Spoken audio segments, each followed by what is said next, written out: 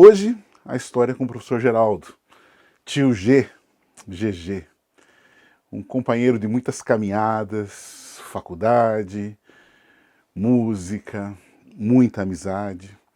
E o Geraldo vai nos contar uma história que é comum aos professores. Eu já vivi isso e tenho certeza que muitos colegas também. É a diversidade dos nossos alunos. Vamos pensar um pouco sobre isso assistindo a história do G. Mas antes disso, se inscrevam no canal e curtam o vídeo. É muito importante.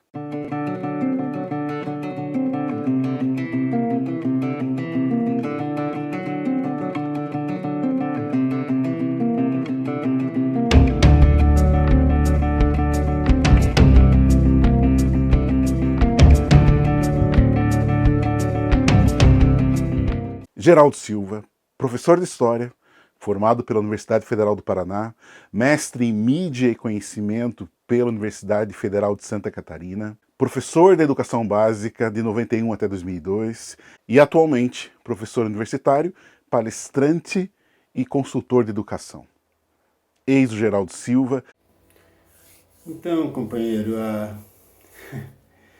a história que eu vou dividir com vocês é uma história de aprendizado. Na verdade, porque sendo história de professor é sempre de aprendizado, né? E essa aconteceu comigo na universidade, onde eu trabalhei por uns tempos. E é interessante demais. Bom, todas são, mas eu escolhi essa porque foi uma história. Em geral, a gente pensa numa história de sucesso, né? Numa coisa que a gente fez que foi legal. E, obviamente, devo ter feito algumas coisas legais ao longo desses 30 anos, mas nessa foi uma demonstração tão grande de inaptidão, de falta de bom senso, que acabou sendo um aprendizado fantástico.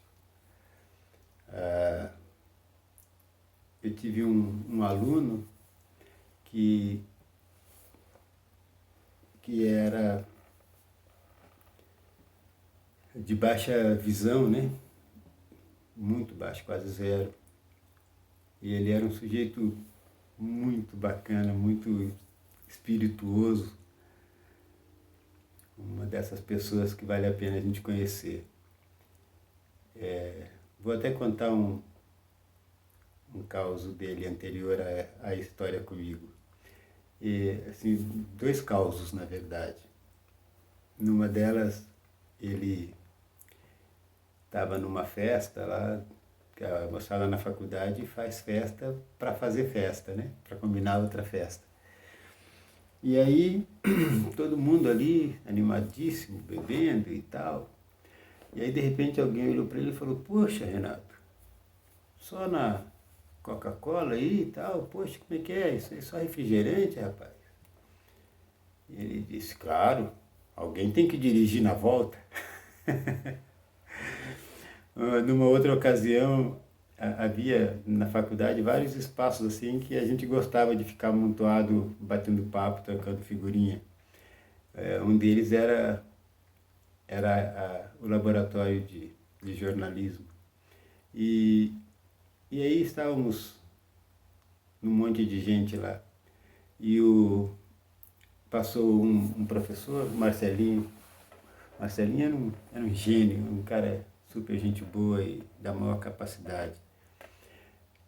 E o Marcelinho passou, viu a moça toda ali e obviamente ancorou também, né?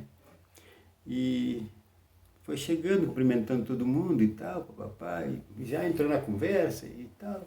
De repente ele olha para o lado e vê o Renato ali e falou: "Poxa, Renato, desculpa, cara, eu cumprimentei todo mundo, não te cumprimentei, cara, desculpa, eu não te vi." "Fica tranquilo, não se preocupe, eu também não te vi." Então, assim, o Renato era um sujeito muito, muito espirituoso e um baita gente boa. E lidava, assim, com a deficiência visual dele de uma forma muito, muito legal, assim, muito, muito legal. Bem, nessa universidade a gente tinha uma prática de colocar disponibilizar todo o planejamento anual da disciplina, já no primeiro dia de aula, no portal, né, para os alunos poderem acessar e se programar, enfim. E lá estava todo o processo de todas as aulas e tal, todos os encaminhamentos, material de apoio, textos, enfim. E para uma determinada aula lá eu tinha programado a gente assistir uns trechos de um filme do Chaplin. E aí, na ocasião, estamos lá e assistindo ao filme e eu ouvindo aquele bochicho atrás de mim o tempo todo e tal, eu fui me incomodando com aquilo, de repente, lá pelas tantas eu levantei e acendi a luz para falar com as pessoas a respeito e aí fui entender que tinha uma colega que estava soprando, literalmente narrando o filme no ouvido do Renato. Eu fiquei com uma vergonha terrível. Eu programei um filme para uma turma que tinha um aluno cego e ainda um filme mudo. Olha que absurdo, gente. Aí quando eu olhei para aquela cena assim, todo mundo ficou me olhando e eu pensei, meu Deus. Disse, gente, vocês me perdoem, eu fiz um planejamento completamente errado, não levei em conta a existência do Renato aqui. Renato, por favor, me perdoe. Esqueçam essa aula, eu vou reprogramar e a gente trata disso na semana que vem, por um outro processo, por uma outra abordagem. E, por favor, me desculpe.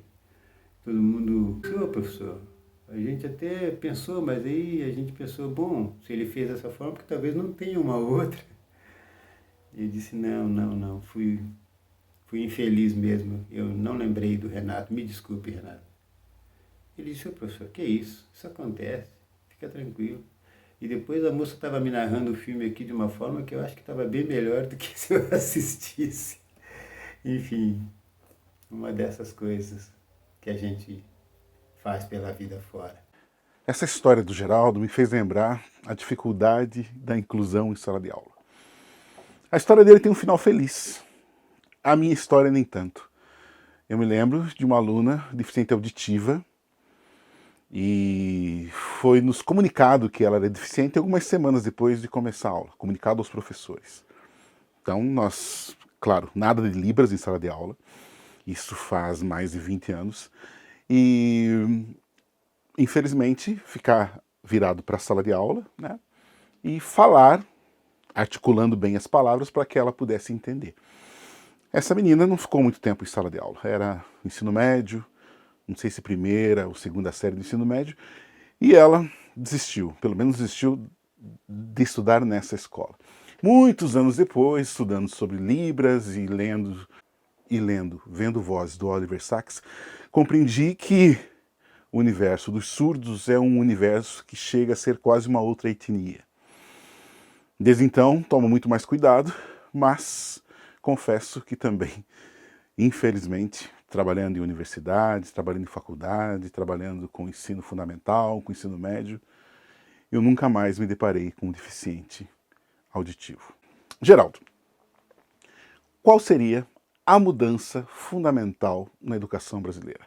Aquela mudança que, na sua opinião, mudaria a qualidade da educação brasileira, ou melhor, da escolarização brasileira, de um jeito nunca visto antes. Diga lá, Geraldo. Eu não consigo pensar num ato só, ou algo que pudesse, por efeito cascata, alterar isso profundamente, né, para a gente superar os limites que historicamente a gente tem na educação no Brasil.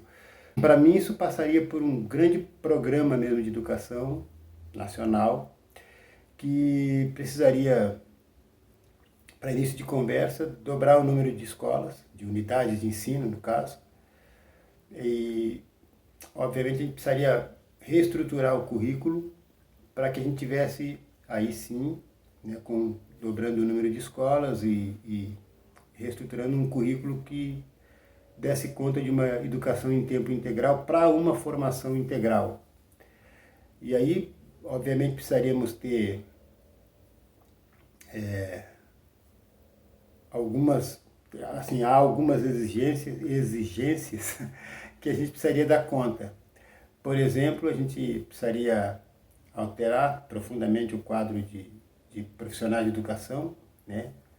Ampliando a quantidade e a diversidade de profissionais atuando na educação, por exemplo, no campo da arte e educação, da música, do teatro.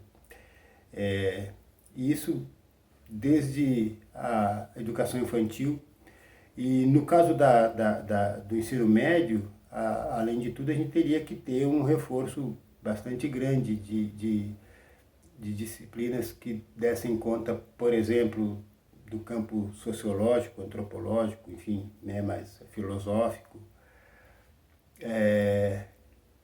E colocando algumas áreas, por exemplo, no ensino médio, que poderiam ser muito úteis, como introdução à economia, administração, enfim. Numa educação em tempo integral, você consegue dar conta disso tudo, e aí você tem uma formação mais robusta, mais parruda, né? Claro que a gente precisaria também, como exigência, uma repactuação entre os entes federativos, porque é preciso mudar, inclusive, o quadro de funcionários, ou de profissionais, no caso dos sistemas municipais e estaduais de educação.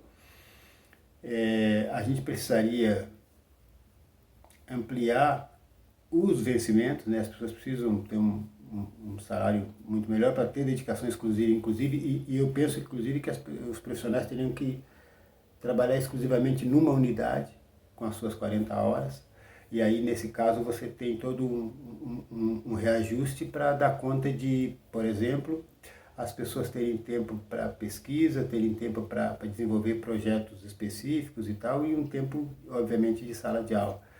Isso já posto no contrato, né, posto no processo no edital de concurso e tal. Penso que com isso você realmente teria a possibilidade de uma mudança estrutural, que num prazo, obviamente, de alguns anos, décadas talvez, a gente tivesse um quadro totalmente diferente. Mas veja, acaba sendo uma coisa que tem um efeito cascata, mas eles todos têm que ser programados, não dá para ir fazendo de acordo com as demandas que vão surgindo, porque aí você não altera, né? Você vai tendo sempre um processo reativo e isso não ajuda. Então, basicamente, é isso mesmo, quer dizer, é você ter um programa nacional de educação pensado para um fim específico, quer dizer, não é uma educação que existe por existir, mas que ela tem um projeto de formação, quer dizer, o que a gente quer que as pessoas tenham como cabedal no fim do processo dessa educação básica.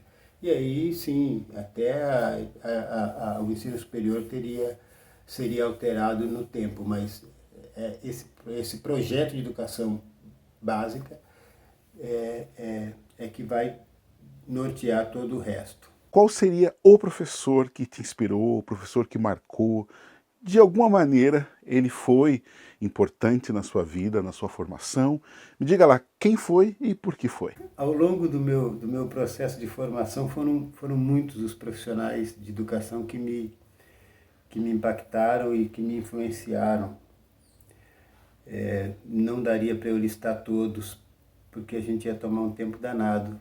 Eu vou citar um que foi o cara que me fez ir para a faculdade para fazer o curso de História. Eu, na época, estudava jornalismo e tal, e por conta das aulas dele, que eu assistia, porque trabalhava na mesma unidade de ensino, eu resolvi que eu queria ser professor de História.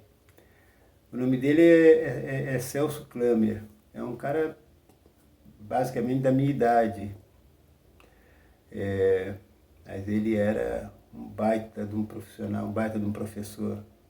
E por conta dele é que eu fui fazer história e por conta dele que eu sou